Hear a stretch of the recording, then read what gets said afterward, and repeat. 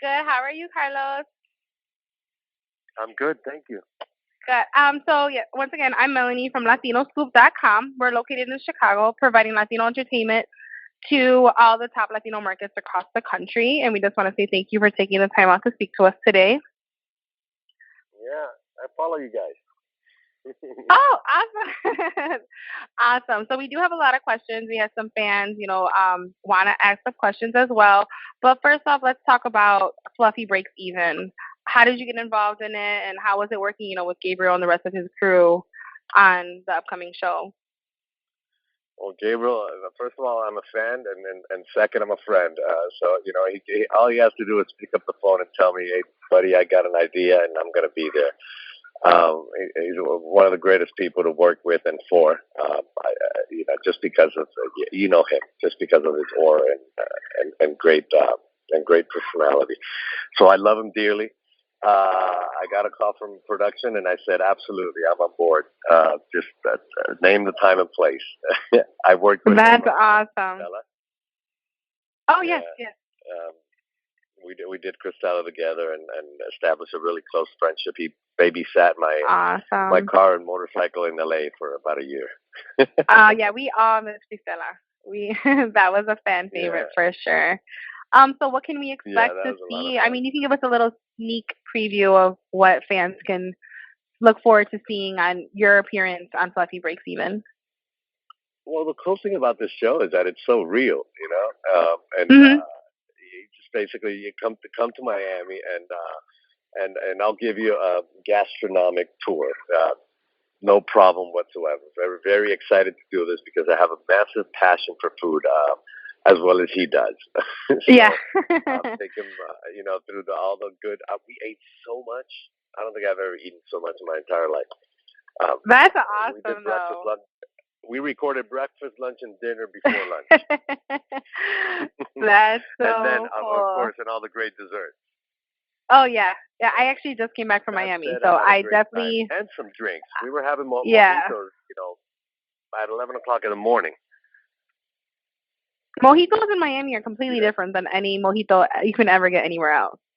They were just I don't Yeah, know. I was like, I must just be want the to be in sugar Miami cane, for some mojitos. Yeah, they're amazing. Um, real so we raw have a sugar. fan question. Yeah, we have a fan question. So one of our fans wants to know when your first kiss was. My first kiss. Yes, Wow. if you can remember. Um, I can. I can. I can't name names. I No, don't no, want to no, get no, anybody no. in We trouble. understand privacy. We understand privacy. But we just asked our fans like, what would you ask, Carlos, if you had the opportunity, and one of them was like, It hey. was in school in Puerto Rico. In one of the hallways. That kiss was repeated plenty of times afterwards. It became the first, second, third, fourth, fifth. Um, Okay. and I could still kind of remember the smell. Awesome. I'm sure that fan is excited to hear that response. And then going into your career and everything, what inspired you to become an actor? And later on too in your career, we've noticed you crossed over to music. So just give us like a background of like really sparked in you to be in the spotlight and do so many amazing projects throughout your career so I don't know. I think I've always been an attention-seeking whore. Who far. knows? I just, I like, I like recognition. If you need to have a more proper answer, I like Okay. recognition. I don't necessarily love fame. It's funny Okay. because I know they do come hand in hand, and a lot of people think I want to grow up and I want to be famous. And the truth is, the fame is very dangerous. Mhm. It's dangerous to you. It's dangerous to I guess to your well-being in general. And if you get really into it, it can just really mess with your neuronas. I I do like recognition. I think one of the most wonderful things that we have in this career is the applause. That's why I love doing live shows. I love music. I love theater. I love doing Cristela because it was in front of a live audience. That's one of the best gigs you can have because you have the immediate reaction. to your work, as opposed to when you do a show or a movie and people remind you, oh, I love this scene, and you know shot that five years ago. Mhm. But it's great. It just, and I've always liked that. At some point, I was very introverted, and this was my channel. I guess I would be channeling my inner whatever it is frustration that I had back when, and now I don't consider myself introverted, although I am very private with my personal space and my people. Right. Awesome. So, you know, fans and everybody that follows you knows that you started, in Spanish, you know, Hollywood, and then crossed over, to American. Like, what's the difference between like just working on different sets and just like everything that comes together, working on two different type of in two different the same industry, but in two different languages and cultures, I would Yeah, say. I go back and forth because it is something that at some point, I do miss my people and my language and my food. Of I do course. go back and forth, and I do like to let people rest, for me as well, viewership wise. I You don't know think what your I mean? fan base really minds seeing you constantly on both in Well, the both two of us areas. will follow me in whatever language, which is Yeah. pretty awesome. And I have a big group of friends. And Gabriel and I have a lot of fans in common, and I know this because we uh, I follow a lot of the fans, and I see who they follow. And it's funny that we end up having a lot of fans that are hardcore fans that work very hard for him and Mhm. for myself, in promoting whatever project we have available. And when we do something like this together, that's when they activate the most, and Yeah. and you see it all through social media. Well, this is gonna be like a really great show. Having everybody loves Gabriel. I mean, hilarious. Breaking barriers within Latino comedy and whatnot. And then having you on the show, I mean, that's even bigger. And I know we're all excited. With LatinoScoop.com, and all of our fans are excited to see this show that you're gonna be on. So how is it being a Latino within Hollywood, like as in American Hollywood? I would say. I think it's good. I think there's a lot of work to be done, but I have to say there's a lot of work to be done by ourselves, the consumer, the Latinos, and the U.S. Hispanic market. And what I mean by this is that for some reason, when an African American movie comes out with Jewish themed,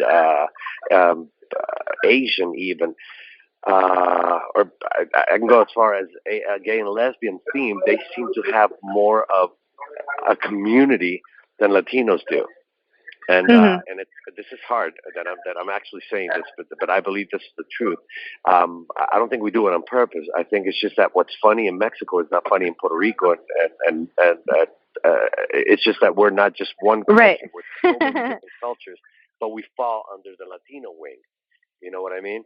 So Yeah, no, it's very definitely. hard to cater to something very specific. You have to hover over the international, especially with comedy. Especially with comedy, if you do a family based something, we can all relate to. I can watch My Big Fat Greek Wedding, and everybody in Puerto Rico or Cuba has a family like that. You know what I Mhm. mean? Those are Definitely. international The themes. Diaz But when it and comes to everything. comedy, it's hard. It's very hard because humor is very different in every single, humor is different in northern Mexico than in southern Correct. Mexico, for crying Correct. out loud. So that's very hard to cater to. Mhm. But when you find people that it's actually like Gabriel, who's actually appealing to masses, and who can go to Puerto Rico, Mexican guy go to Puerto Rico or Mexico and do a show in English Right. and still be funny and pack it. I mean, now you got something. You got something there.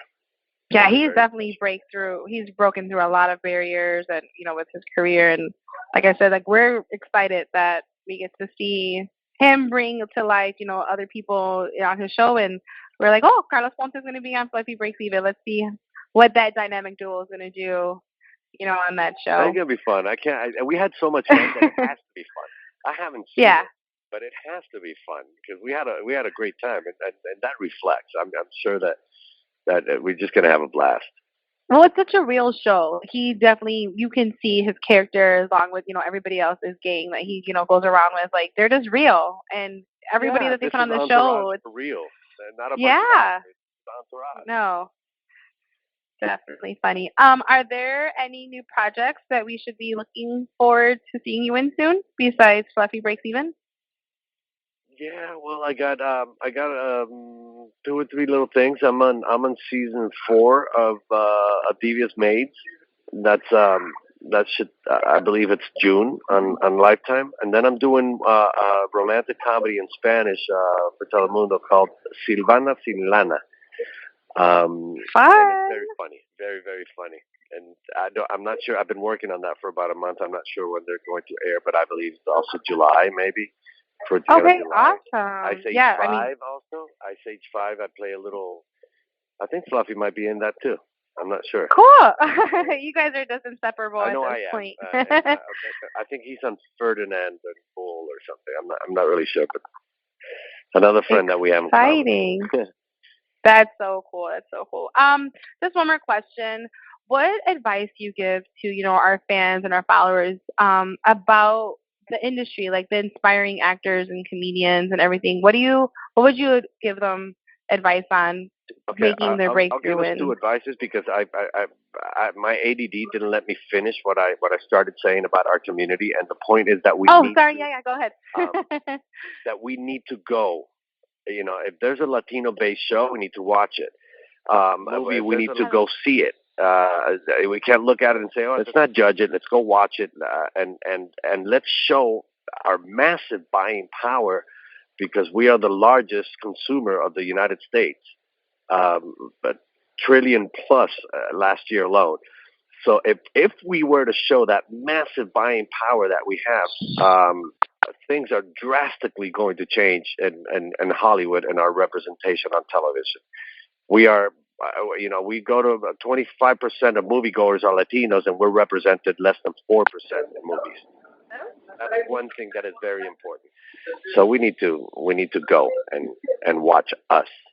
Yeah, And definitely. that said, I think that'll make a big difference in the way Hollywood starts viewing us in general. Awesome. Hey, LatinoScoop.com. Carlos Ponce here, inviting you to watch Fluffy Breaks Even and sending you lots of love, hugs, and kisses.